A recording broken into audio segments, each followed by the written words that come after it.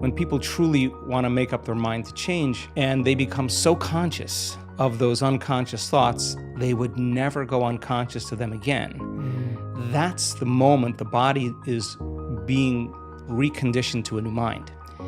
If you inhibit that choice, that leads to that habit or that behavior.